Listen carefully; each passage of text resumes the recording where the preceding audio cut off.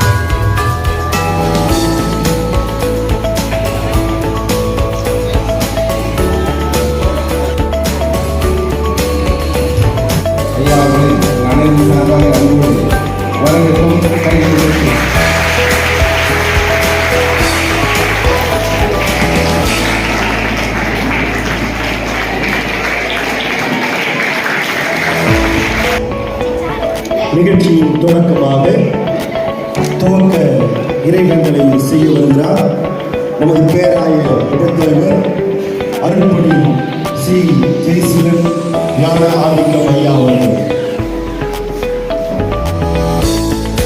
Christmas விழாவிலே நாங்கள் கலந்து கொள்ள முடியாமல் உங்களை போடும்படியாக சிங்காசனத்தையும் அவருடைய ராஜ்யத்தையும் அவர் திடப்படுத்தி அறிவுமுதற்கொண்டு என்றென்றைக்கும் நியாயத்தினாலும் நீதினாலும் இறைப்படுத்தும்படிக்கு அவருடைய கர்த்தத்துவத்தின் பெருக்கத்துக்கும் அதன் சமாதானத்துக்கும் முடிவில்லை.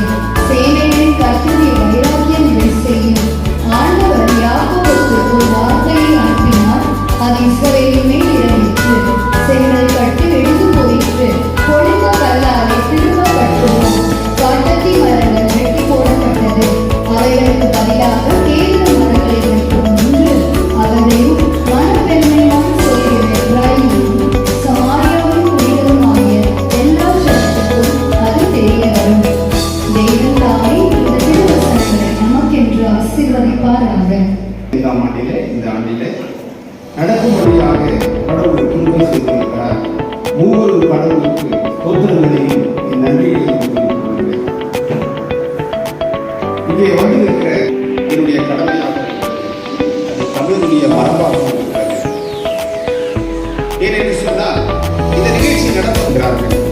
குறிப்பாக சிஎஸ்ஐ சென்னை பேராயத்தினுடைய பேராயர் ரைட் ரெவரண்ட் ஏ. பால் பிரான்சிஸ் ரவிச்சந்திரன் ஐயா அவர்கள், அவருடைய துணைவியார் பிஷப் அம்மா ரெவரண்ட் இந்திரா பால், பிஷப் அம்மா பிரிசல் women fellowship CSI diocese of Madras, இவர்களை நாங்கள் முதன்மை விருந்தினர்களாகவும் சிறப்பு விருந்தினர்களாகவும் அழைக்க வேண்டும் என்று யோசித்து அதன்படி இந்த திட்டத்தின்படி நமது பேராய கல்வியாளர் மற்றும் காலவர் அவர்கள் பங்கு கொண்டு இந்த தேதியை வாங்கி இந்த நிகழ்வுகளை அவர்கள் இந்த நாளிலே எவ்வளவுதான் இயற்கை கடையில் கொடுத்தாலும் இந்த கடையெல்லாம் முடித்து அனுப்பாய கற்று அவர்களை இடத்துல வர வைத்து நம்ம எல்லாம் ஆசீர்வதிக்கும் நம்மோடு அன்பாய் அவருடைய ஆசீர்வாதங்களை பகிர்ந்து கொண்டு வந்திருக்கிறார்கள்.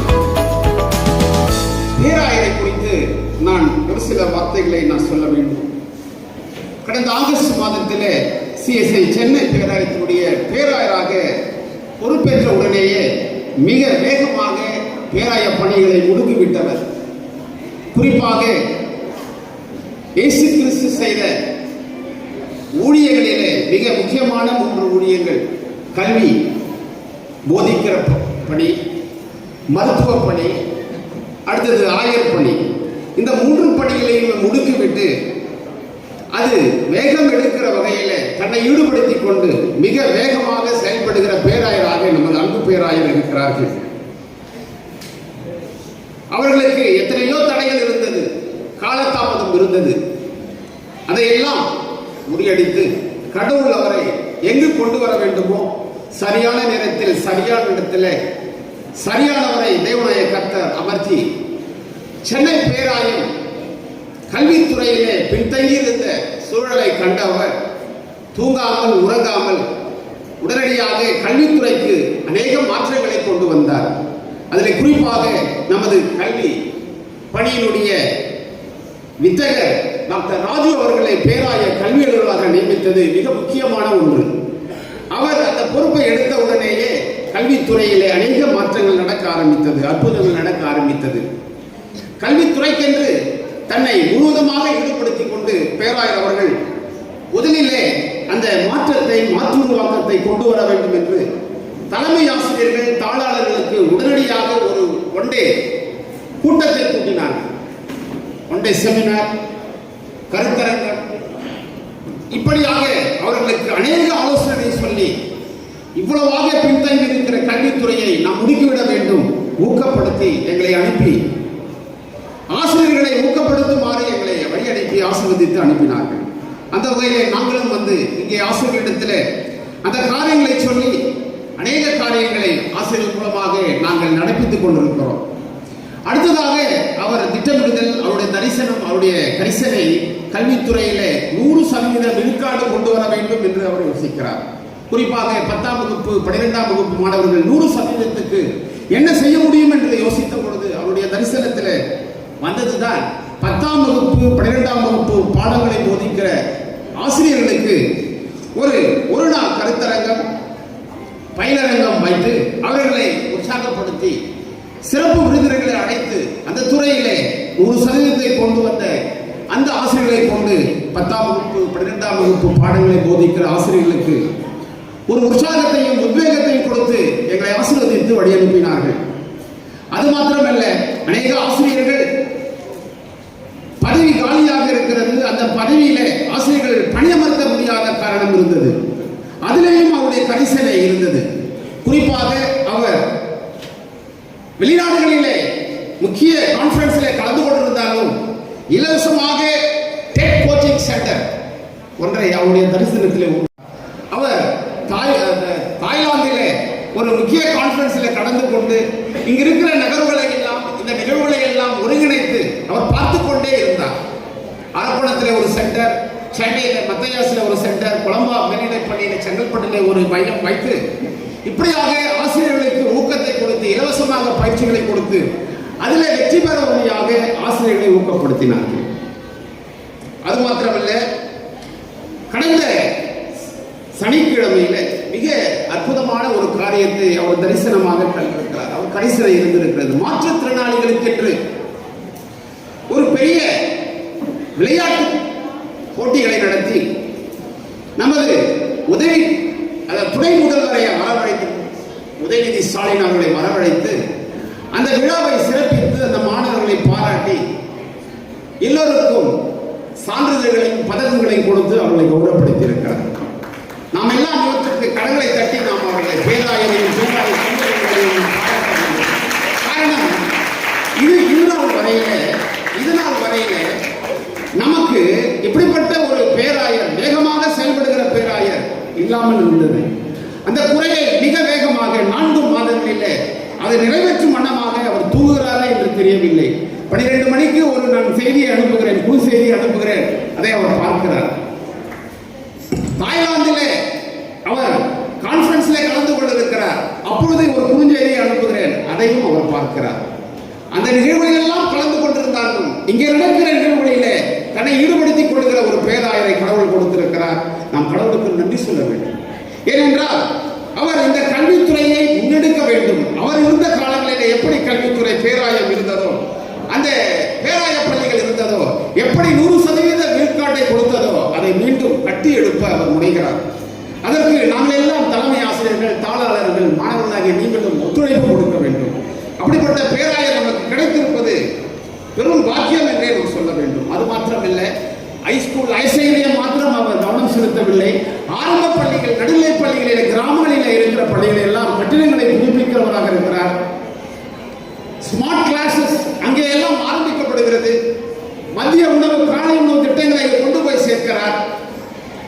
இப்படி கல்வித்துறை வளர்ச்சியிலே தன்னை முழுவதுமாக ஈடுபடுத்திக் கொண்ட ஒரு அன்பு பேராயர் கடவுள் கொடுத்ததற்காக நாம் பேராயருக்கு கடமைப்பட்டிருக்கிறோம். அப்படிப்பட்ட ஒரு தலைமைத்துவை நாம் பெற்றிருக்கிறோம், மேலாளரை பெற்றிருக்கிறோம் என்று மகிழ்ச்சி அடைகிற நாம் இந்த நாளிலே அவர் நமக்கு சிறப்பு விருந்தினராக, முதன்மை விருந்தினராக வந்திருப்பது நாம் செய்த பாக்கியம், பெரிய பிளஸிங்ஸ். ஆகவே அன்பு பேராயரை நாம் காலனி மேல்நிலைப் பள்ளியின் சார்பாக, தலைமை ஆசிரியர் என்ற முறையிலே, தாளாளரின் சார்பாக, பேராய கல்வி அதிகாரியின் சார்பாக, மாணவர்களாகிய முதல் சார்பாக, ஆசிரியர்களின் சார்பாக வருக வருக.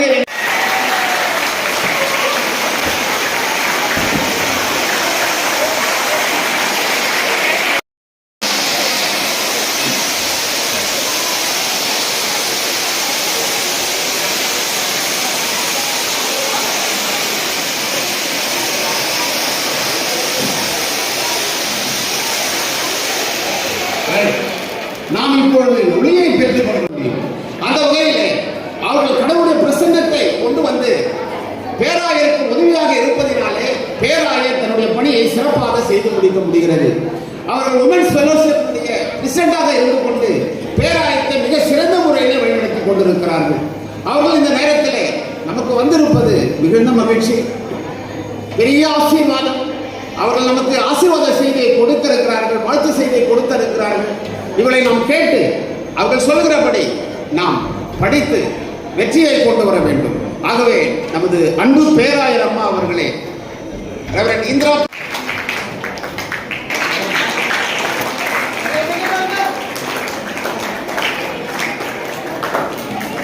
அடுத்ததாக பேராயரின் சார்பாக பேராயர்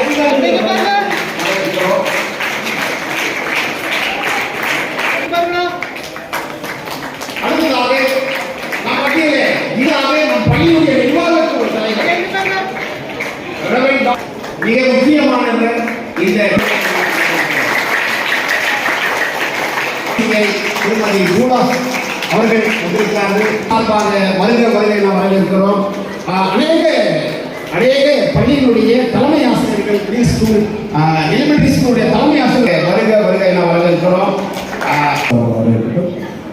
சிறப்பு மிஸ்டர் ஐபி இருக்காரு, மிஸ்டர் ஜோஷா இருக்காரு. நம்முடைய பேராயர் அலுவலர்களுக்கும் வட்டார தலைவருக்கும் கல்வி அதிகாரி அவர்களுக்கும் தலைமை ஆசிரியர் அவர்களுக்கும் அனைத்து ஆசிரியர் பெருமக்களுக்கும் பல்வேறு பள்ளிகளிலிருந்து வந்திருக்கின்ற முதல்வர்களுக்கும்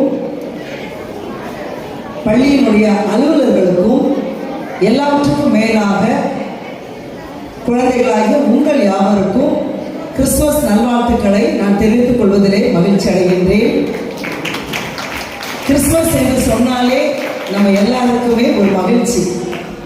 ஏன்னா கிறிஸ்துவுடைய பிறப்பு என்பது வெறும் கிறிஸ்தவர்களுக்கு மட்டுமல்ல, இது உலகளாவிய அளவிலே இயேசு ஒவ்வொருவருக்காக இந்த உலகத்திலே பாலகனாக பிறந்தார் அப்படின்ற ஒரு மேலான ஒரு நம்பிக்கை நமக்குள்ளே பதிவு செய்யப்பட்டிருக்கிறது. இந்த நாளிலே இந்த கிறிஸ்து பிறப்பை ஏன் நாம் இப்படி பள்ளிகளிலே விமரிசையாக கொண்டாடி கொண்டிருக்கிறோம், ஆலயங்களிலே கொண்டாடி கொண்டிருக்கிறோம் என்று சொன்னால், கடவுள் இந்த உலகத்திலே மனுவாக குழந்தையாக எனக்காக உங்களுக்காக பிறந்தார். அந்த ஒரு நிலையிலே இன்று நமக்காக வந்த ஒருவரை நாம் கொண்டாட வேண்டும் என்பதை நாம் நினைவில் நிறுத்தி நாம் இதை கொண்டாடி கொண்டு இருக்கின்றோம். ஆகவே இந்த நாளிலே தன்னையே கொடுத்த இந்த இயேசுவுக்கு நான் என்ன கொடுக்க முடியும் அப்படின்னு நம்ம எல்லாருக்குள்ளேயும் ஒரு கேள்வி வரும். பிள்ளைகளுக்கு ஒரு கேள்வி, ஒரு கதை சொல்ல போறேன் நான். இப்போ ஒரு சின்ன ஒரு கிராமத்துல ஒரு சின்ன ஒரு குடிசையில ஆனி என்கின்ற ஒரு சின்ன பிள்ளை இருந்தார். கிறிஸ்துமஸ் காலம் நெருங்கி விட்டதுனால எல்லாருக்கும் ஸ்கூல்ல எல்லாருக்கும் சந்தோஷம். விதவிதமான அலங்காரமான உடைகளை அணிந்து வருவதும் அலங்காரமான பரிசு அவர்களுக்கு ரொம்ப ஒரு சந்தோஷத்தை கொடுத்தது. ஆனா இந்த சின்ன பிள்ளை ஆனி அவன் மிகவும் வறுமையான ஒரு நிலையில இருந்ததுனால அவளுக்கு கொடுப்பதற்கு எதுவுமே இல்லை. திடீர்னு அவங்க ஆசிரியர் சொல்றாங்க, நாளைக்கு எல்லாரும் ஏதோ ஒரு பரிசை கொண்டு வரணும், நம்ம எல்லாரும் அதை எக்ஸ்சேஞ்ச் பண்ண போறோம், நான் ஒரு பரிசு கொண்டு வந்தா அது இன்னொருத்தருக்கு அது போகும், அது மாதிரி நீங்க கொண்டு வரணும் அப்படின்னா எல்லாருக்கும் ஒரே சந்தோஷம். ஆனா ஆனி ரொம்ப கவலைப்பட்டா. ஏன்னா எனக்கு கொடுப்பதற்கு எதுவுமே இல்லையே. மாலை நேரத்தில் வீட்டுக்கு வரா, பீரோ திறந்து பார்க்குறா, எதுவும் இல்லை. ஒவ்வொரு இடமா போய் பார்க்குற, எதுவுமே இல்லை. கடைசி அவருடைய கண்களுக்கு தென்பட்டது என்னன்னா, ஷூ வாங்கின ஒரு காலி பெட்டி. ஷூ வாங்கிட்டு அந்த காலி பெட்டி வச்சிருப்போம், அந்த பெட்டி. அப்போ அவனுக்கு ஒரு யோசனை வந்துச்சு, எனக்கு எதுவுமே இல்லை கொடுக்கறதுக்கு, ஆனால் நான் இந்த பெட்டியை என்கிட்ட இருக்கிற வண்ண காகிதங்களினாலே நான் அலங்காரம் பண்ணி ஏதோ என்னால் முடிந்ததை நான் எடுத்துட்டு போறேன் அப்படின்னு சொல்லிட்டு ஸ்டார் செஞ்சா, கிறிஸ்துமஸ் மரம் செஞ்சா, நிறைய டெக்கரேஷன் பண்ணா, கலர் அடிச்சா, எல்லாம் பண்ணி அந்த காலி பெட்டியை அவன் ஸ்கூலுக்கு எடுத்துட்டு போயிட்டான். அப்படியே மனசு ரொம்ப சோர்ந்து எல்லா கிஃப்ட்டுக்கும் நடுவுலையும் கொண்டு போய் அந்த பெட்டியை வச்சிட்டான், காலி பெட்டி. ஆனால் அவங்களுடைய ஆசிரியர் அதை பார்த்து விட்டார்கள். எல்லாம் ஒவ்வொரு கிஃப்டாக எக்ஸ்சேஞ்ச் பண்ணும்போது திடீர்னு அவங்க ஆசிரியர், ஆனி இந்த ஷூவில் நீ என்ன பரிசு கொண்டு வந்திருக்கிற அப்படின்னு கேட்டாங்க. அவருக்கு ஒரு நிமிஷம் அப்படியே இறுதியில் நின்று போயிடுச்சு.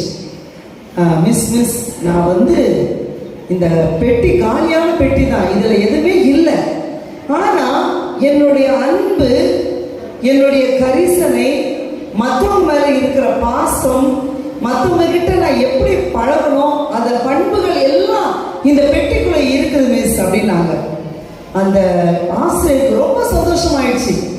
அப்போ அவங்க சொன்னாங்க, நம்ம எவ்வளவு கொடுக்கிறோம் என்பது முக்கியம் அல்ல, ஆனா எப்படி கொடுக்கிறோம் என்பதுதான் முக்கியம். இன்னைக்கு ஆனி விலை உயர்ந்த பரிசை இன்னைக்கு கொண்டு வந்திருக்கிறா அப்படின்னு சொன்ன உடனே மொத்த வகுப்பறையில் இருந்த மாணவர்களும் கரமொழி எழுப்பினார்கள். ஏன்னா எங்ககிட்ட இதெல்லாம் இல்லை. பரிசு பொருள் இருக்குது, விலை உயர்ந்த பொருட்கள் இருக்குது, ஆனா அன்பு செலுத்துவது கிடையாது. மற்றவங்க கிட்ட நாங்க பரிவாய் நடந்து கொள்வதில்லை, மன்னிக்கிறது இல்லை, விரோதத்தை வச்சிருக்கிறோம். ஆனா இன்னைக்கு ஆனி எங்களுக்கு இந்த பெட்டி நிறைய காலி பெட்டி வெளியே தெரிஞ்சாலும் அதுல அவ்வளவு நிறைவான அவருடைய பண்புகள் அடங்கி இருக்கிறது. ஆகவே இந்த பண்புகளை நாங்கள் இனிமேல் நாங்கள் வாழ்ந்து காட்டுவோம் அப்படின்னு சொன்னாங்களாம். அன்புக்குரிய பிள்ளைகளே, பெரியோர்களே, இந்த நாளிலேயும் இயேசு எதற்காக இந்த உலகத்தில் வந்தாரோ அந்த நோக்கத்தை நாம் நிறைவேற்ற வேண்டும். தன்னையே கொடுத்தார் இயேசு. இன்னைக்கு நானும் நீங்களும் நம்மையே மற்றவர்களுக்காக இழக்க கொடுக்கும் போது அதுதான் உண்மையான கிறிஸ்துமஸ். ஆகவே உங்கள் அனைவரையும் சிறப்பு விருந்தினர்கள் அனைவருடைய சார்பிலே வாழ்த்துகிறேன். இந்த கிறிஸ்துமஸ் உங்கள் அனைவருக்கும் ஒரு அர்த்தமுள்ள கிறிஸ்துமஸாக, மற்றவர்களுக்கு பகிர்ந்து கொடுக்கின்ற ஒரு கிறிஸ்துமஸாக இருக்க வேண்டும் என்று சொல்லி நான் ஆண்டவரை வேண்டுகிறேன். ஒரே ஒரு சரணத்தை மட்டும் நான் பாடுறேன்.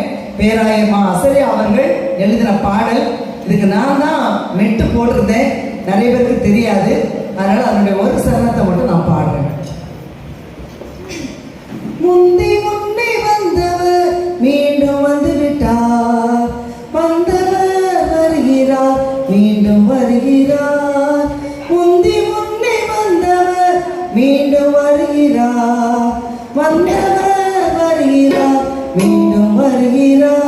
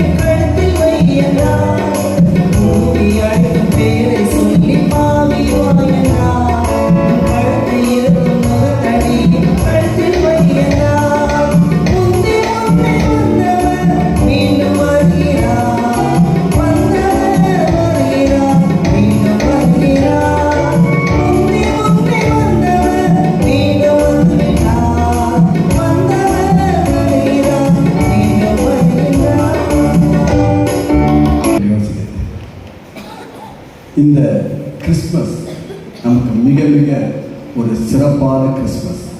ஏனென்றால் கடவுள் தன்னுடைய மகனை இந்த உலகத்துக்கு கொடுத்தது கிறிஸ்மஸ், முதல் கிறிஸ்மஸ். இந்த 2025ஆவது ஆண்டு கிறிஸ்மஸ் கடவுள் தன்னுடைய மகனை நம்முடைய பேராயத்துக்கு பேராயாக கொடுத்திருக்கிறார். ரொம்ப சிறப்பான ஒரு கிறிஸ்மஸ். அதனால தான் இன்றைக்கு கார்லி பண்ணி அவருக்கு ஒரு ராயல் சாய்ந்த பர்பிள், பிள்ளைகளுடைய கொயர் எல்லாம் வெல்கம் பண்ணுது, எல்லாமே பர்பிள். ஒவ்வொருத்தரும் பார்த்து ஈவன் சேர்ஸ் கூட பார்த்து நம்ம நாள் பர்பிள் போட்டு வச்சுருக்கோம். எல்லாமே வந்து ஈவன் நாங்கள் டோர் மேலே கூட பர்பிள் வச்சுருக்கோம். Because we want to very very royal salute to our bishop. Next வந்து பார்த்தீங்கன்னா நாம் மட்டும் வெல்கம் பண்ணால் போதுமா? அது கடவுள் கொடுத்த கிஃப்ட் இல்லையா? அதனால் பழைய ஏற்பாட்டிலேருந்து புதிய ஏற்பாடு இருக்கிற எல்லா கேரக்டர்ஸும் அவரை வரவேற்கணும்னு சொல்லி எல்லா பிள்ளைகளும் ரொம்ப மகிழ்ச்சியாக அவரை வரவேற்றார்கள். அவரும் பேராயிரமாகவும் ரொம்ப அழகாக அந்த ஒரு பிள்ளைகிட்ட சிரித்து அந்த ரோசஸ் வாங்க பார்த்தீங்கன்னா 20 குழந்தையாகவே மாறிவிட்டார்கள். பிள்ளைகள் அவரை அதிகமாக என்ன செய்ய ஒரு பேராயர்கிட்ட ஒரு தூரத்தை வச்சு பார்க்காம நம்முடைய பேராயர், நம்முடைய தந்தை என்ற நிலையில் அவர் 2 பேரையும் பார்த்து ரொம்ப மகிழ்ச்சியாக நான் பார்க்கும்போது உண்மையிலேயே மழை என்ன இடிச்சாலும் பரவாயில்ல, நம்முடைய பேராயர் அவருடைய அன்பு எல்லாவற்றையும் மாற்றக்கூடிய வலிமை மிக்கிறது இந்த நாளில் அவர்கள் நிரூபித்திருக்கிறார்கள். அதற்கான பேராயருக்கு நாங்கள் நடித்துக் கொள்கிறோம். தமிழ சொல்லுவாங்க, கற்றவளுக்கு சென்ற இடமெல்லாம் சரி சிறப்புன்னு சொல்லுவாங்க. நம்முடைய பேராயர்களுக்கு சென்ற இடமெல்லாம் பொறுப்பு. அவர் தாய்லாந்துக்கு சென்றார், WCRCயில் 170 நாடுகளுடைய பிரதிநிதியாக தேர்ந்தெடுக்கப்பட்டு கொண்டிருக்கிறார். CLSக்கு சென்றார், CLSுடைய பிரசிடென்டாக பார்த்தார். எதர்வைஸில் போனார், அங்கே அவர் இன்னும் அவருக்கு அநேக பொறுப்புகளை ஆண்டவர் தர காத்துக்கொண்டார். கடவுள் தனக்கு பிரியமானவனுக்கு பொறுப்புகளை கொடுத்து அழகு பார்க்கிறார். ஏனென்றால் தன்னுடைய பணியை சிறப்பாக, உண்மையாக, உறுதியாக செய்யக்கூடிய தலைவர்களை ஆண்டவர் தேடிக்கொண்டிருக்கிறார். அப்போது ஆண்டவர் கொடுத்த ஒரு மிக சிறப்பான தலைவர் தான் நம்முடைய பேராயர். அவருடைய இந்த வெற்றிக்கு பின்னால் என்று நான் சொல்ல மாட்டேன், வெற்றிக்கு முன்னாலும் பின்னாலும் பக்கத்தில் எங்கே பார்த்தாலும் பேராயருடைய அன்பும் அவருடைய ஜெபமும் தான் ஒரு ஒவ்வொரு நாளும் தாங்கி கொண்டிருக்கிறது. நம்முடைய பேராயர்களுக்காக ஜெபித்து ஒரு நல்ல அவரை அன்பாக பார்த்து கொண்டு நம்முடைய பேராயத்துக்காக அவரை நமக்கு தந்திருக்கிறார்கள். அந்த பேராயர் அம்மாவோடு கூட நாங்கள் நன்றியை பெற்றிருக்கிறோம். இந்த பேராயர் சிறப்பாக செயல்பட வேண்டும் என்று சொன்னால் பேராயருக்கான கடவுள் தருகின்ற தரிசனங்களை, கரிசனைகளை செயலாற்றுவதற்கு ஒரு மிகப்பெரிய ஒரு டீம் ஒன்று தேவை. அந்த டீம் தான் உடைய பேராயத்துடைய அலுவலர்கள், உபத்தலைவர் ஐயா, செயலர் ஐயா மற்றும் இவர்களுடைய அவருடைய கண் அசலை புரிந்து கொண்டு அதை செயலாக மாற்றுகின்ற சிறந்த தலைவர்களை நம்முடைய பேராயர் பெற்றுக்கள் சொன்னால் அது மிகையாக. அதே போல 4 காற்பங்கு தேசாதிபதிகள், ஏரியா சார்ஜஸ் 4 பேருக்கு மேலே நம்முடைய காற்பங்கு தேசாதிபதி இங்கே அமர்ந்து கொண்டிருக்கின்ற நம்முடைய தென்வட்டாரத்தில் தலைவர் அவர்கள் அவ்வளோ பார்த்தீங்கன்னா எடுத்த காரியத்தை நாம் எதிர்பார்ப்பதற்கு மேலாக சிறப்பாக செய்யக்கூடியவர். அவர் எல்லாருக்கும் நம்முடைய ஸ்கூல் கமிட்டி சேர்மன், நம்முடைய தலைமை ஆசிரியர், நம்முடைய எல்லாரும் இன்னும் சிறப்பாக வந்து எல்லாரும் முன்னாடி நான் பார்த்துக்கிட்டு கிறிஸ்மஸுடைய செய்தி நான் எதுவும் சொல்ல போகிறேன். ஏன்னு சொல்ல உங்களை எல்லாம் இந்த நாளில் கடவுளின் பெயராலே வாழ்த்துகிட்டு happy Christmas and blessed new year. வட்டார தலைவர் அவர்களே, அருகாமை குருசேகத்தில் வந்திருக்கக்கூடிய அனைத்து ஆயர்களே, மேற்கு தாம்பரத்தின் செயலர் அவர்களே, முன்னாள் செயலர் பொருளர்களே, உங்கள் அனைவருக்கும் ஆண்டவராகிய இயேசு கிறிஸ்துவினுடைய திருப்பெயரிலே வாழ்த்துக்களை தெரிவிக்கின்றேன். கார்லி மேல்நிலைப் பள்ளியும் மெட்ரிக் பள்ளியுமாக இணைந்து இந்த கிறிஸ்துமஸ் விழாவை நீங்கள் அனுசரிப்பதிலே மிக்க மகிழ்ச்சி கொள்கிறேன். டியூலா சாருமதியை நான் வாழ்த்துகிறேன். நிறைய பேசினாங்க, நிக்சன் ஐயா நிறைய சொன்னாங்க. ஆனால் கடவுள் நம்மோடு துணை பயணிக்கின்றார் என்ற ஒரு செய்தியை நாம் எப்பொழுதுமே உள்வாங்கி வாழ்வது மிக்க மகிழ்ச்சி. பேராயர் அம்மா அவர்கள் கிறிஸ்துமஸ் செய்தியும் பாட்டும் பாடிட்டாங்க, அதிலே எல்லாம் முடிந்து போயிற்று. அதற்கு மேல் நான் ஒன்றும் சொல்லுவதற்கு இல்லை. பட் இருந்தாலும் ஒரு சில வார்த்தைகளை நான் சொல்லி கடந்து சென்று விரும்புகிறேன். யோவான் மன்னிக்கும் ஏசாயா 9ஆம் அத்தியாயம் கிறிஸ்துவனுடைய வருகையை பற்றி முன்குறித்து பேசப்பட்ட ஒரு அத்தியாயம். இந்த அத்தியாயத்திலே மிக முக்கியமான ஒரு வார்த்தை, இருளில் நடக்கிற ஜனங்கள் பெரிய வெளிச்சத்தை கண்டார்கள். People who walked in darkness have seen a great or a greater light. எப்பொழுதும் திருமறை பேசக்கூடிய ஒரு கான்ஃப்ளிக்ட் என்னன்னா ஒளியும் இருளும். திருமறை பேசக்கூடிய ஒரு கான்ஃப்ளிக்ட் என்னன்னா ஃப்ளஷ் அண்ட் தி ஸ்பிரிட். திருமறை பேசக்கூடிய ஒரு கான்ஃப்ளிக்ட் என்னன்னா லைஃப் அண்ட் டெத். எனவே அதிகபட்சமாக ஒளியா இருளா, வாழ்வா சாவா, அல்லது மீட்பா பாவமா என்கின்ற ஒரு கான்ஃப்ளிக்ட்ஸ் வந்து எப்பொழுதுமே இருக்கும். ஆண்டவராகிய இயேசு கிறிஸ்துவினுடைய பிறப்பின் செய்தியை முன்னறிவித்த ஏசாயா தீர்க்கர் ரொம்ப அழகா சொன்னாரு. இருளில் இருக்கிற மக்களுக்கு ஒரு பெரிய வெளிச்சம் உதிக்கவிருக்கிறது. அந்த பெரிய வெளிச்சமானது கட்டுண்ட மக்களுக்கு, விளிம்பில் இருக்கிற மக்களுக்கு, புறந்தள்ளப்பட்ட மக்களுக்கு, அடையாளம் பறிக்கப்பட்ட மக்களுக்கு, அடித்தட்டில் இருக்கிற மக்களுக்கு என்று சொல்லி செபுலோன், நப்தலி நாடுகளில் இங்கு பேசுகிறார். புதிய ஏற்பாட்டிலே தீரு, சீதோன், கலிலேயா, சமாரியா போன்ற பட்டணங்களை குறித்து பேசுகிறார். ஈனப்படுத்தப்பட்ட மக்கள், அந்த வார்த்தையை நீங்க பார்த்தீங்கன்னா ரொம்ப தெளிவா இருக்குங்க. இருட்டடிப்பு செய்யப்பட்டவர்கள் மட்டுமல்ல, இவர்கள் இந்த ஜனங்கள் பெரிய வெளிச்சத்தை கண்டு இவர்கள் மிகவும் ஈனப்படுத்தப்பட்ட மக்களாக, இழிவான ஒரு மக்களாக நடத்தப்பட்டவர்கள். இன்றைக்கு நம்ம அதை பேச வேண்டும் என்று சொன்னால் அன்றைக்குரிய தீண்டத்தகாதவர்களும் இன்றைக்குரிய தீண்டாமையும் நாம் ஒப்பிட்டு பார்க்க வேண்டும். எனவே கிறிஸ்துவுடைய ஒளி யார் மேல் உதிக்கிறது? செல்வந்தர்கள் மேல் அல்ல, மேட்டுக்குடியின் மேல் அல்ல, படித்தவர்கள் மேல் அல்ல, பணக்காரர்கள் மேல் அல்ல, மாறாக விளிம்பில் இருக்கக்கூடிய மக்கள் மீது ஒளி உதிக்கிறது. இருளில் இருக்கின்ற மக்கள் மீது ஒளி உதிக்கிறது. ஓரங்கட்டப்பட்ட அடித்தட்டில் இருக்கிற மக்கள் மீது ஒளி உதிக்கிறது. ஏனென்றால் இவர்கள் நலிந்து போய் சோர்வுற்று உலர்ந்து போன எலும்புகளாக வாழ்வே இல்லை என்று வாழ்ந்து கொண்டிருக்கின்ற மக்களுக்கு ஒரு பெரிய நம்பிக்கை என்னன்னா, கிறிஸ்து பிறந்து விட்டார். இந்த கிறிஸ்து எனக்கு ஒளியை கொடுத்திருக்கிறார்.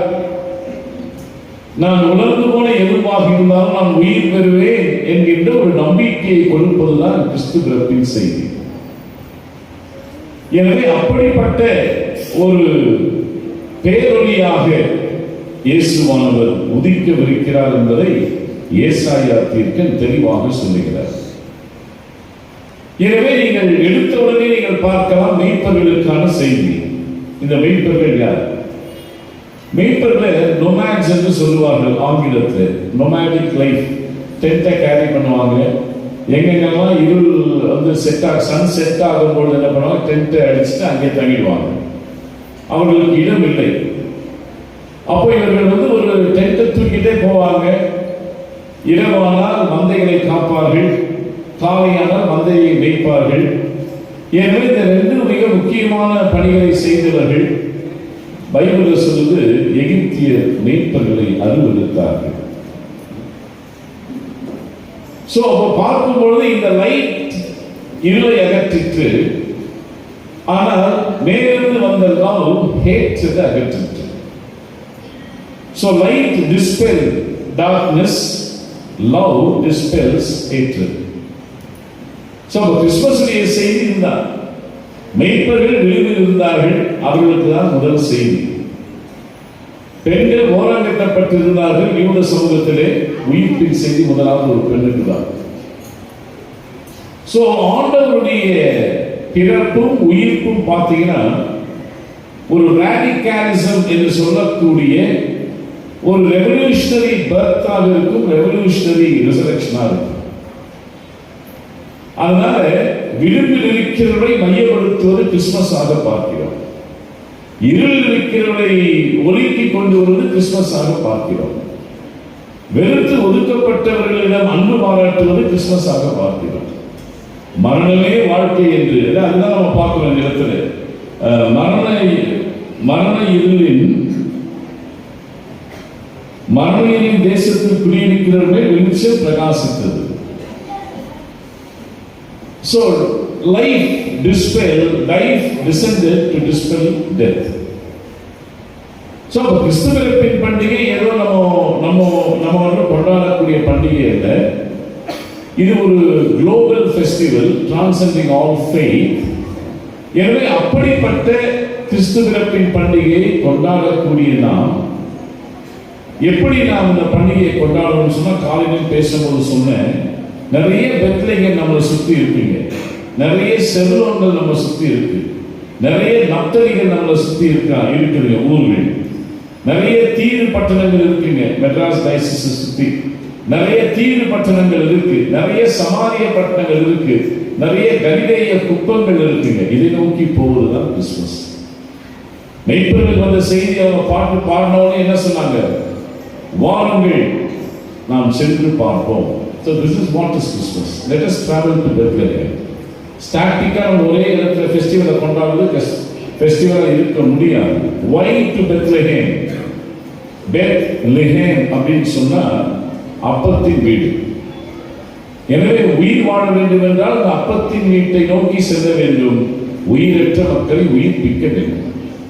உயிரற்று இருந்த, அடையாளமற்று இருந்த, முகவரியற்று இருந்த நம் அனைவருக்கும் அடையாளத்தை முகவரியும் கொடுத்ததுதான் கிறிஸ்து பிறப்பின் பண்டிகை, கிறிஸ்துவானுடைய வருகை.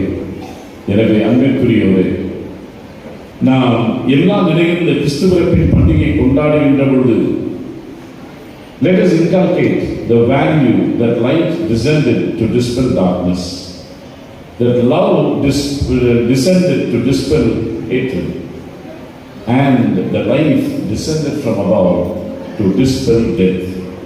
இதைதான் இந்த மக்கள், செபுலோன் நப்தலி மக்கள், சமாரிய மக்கள், தீரு சீதோன் மக்கள், கலிலேய குப்பங்களில் வாழ்ந்த மக்கள்லாம் கொண்டாடினார்கள். எனவே ஒரு பெரிய நம்பிக்கை கொடுக்கக்கூடிய பண்டிகை. நம்ம எத்தனை பேர் நம்பிக்கை கொடுக்க போறோம் அந்த கிறிஸ்துமஸ்? நம்பிக்கை இழந்திருக்கிற மக்களுக்கு, எத்தனை குடும்பங்களுக்கு நாம் நம்பிக்கை கொடுக்க போறோம்? எத்தனை பேருக்கு நாம் நம்பிக்கை கொடுக்க போறோம்? வாழ்வே சூன்யமாய்விட்டது, வாழ்வே ஒன்றுமில்லை என்று வாழுகின்ற இப்படிப்பட்ட மக்களுக்கு நாம் கிறிஸ்துவை எடுத்து செல்வதல்ல, கிறிஸ்து அங்கு இருக்கிறார், நாம் தான் அங்கு செல்ல வேண்டும். Christ is always there. We need not take Christ to these places. Christ's presence is always there.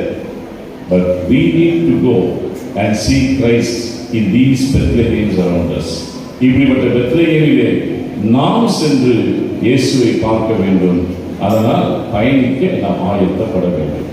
அப்படியாக வாழ்வோம். ஆண்டவர் இந்த கிறிஸ்து பிறப்பின் பண்டிகையை ஒரு அர்த்தமுள்ள பண்டிகையாக நம் வாழ்விலே, it must be a meaningful Christmas. எனவே உங்கள் அனைவருக்கும் I wish you all a meaningful Christmas and a blessed New Year. God bless us all. பேராயர் அவர்களுக்கு காந்தி குடும்பத்தின் சார்பாக நன்றியை தெரிவித்துக் கொள்கிறோம். Christmas is a meaningful when shared with love. We now invite our bishop for the